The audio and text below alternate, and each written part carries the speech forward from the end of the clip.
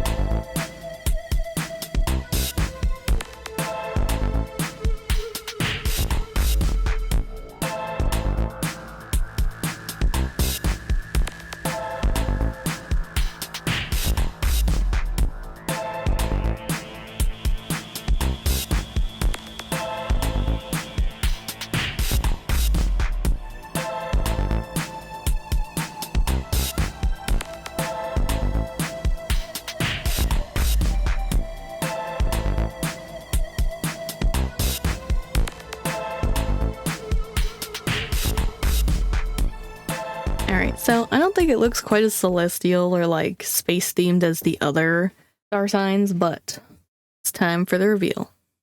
Boop. So ignored this. I just didn't have the patience to go back over that.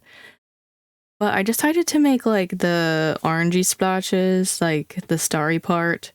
They look like flames and I almost outlined them as flames, but it just didn't go with the whole like space theme that I usually go for. I think this is quite simple considering how long I struggled on this, but I'm kind of bored of the star signs, I'm not gonna lie. So what's done is done. But that is going to be it for me today. If you guys want to check out another Inktober video, you could tap the thumbnail here.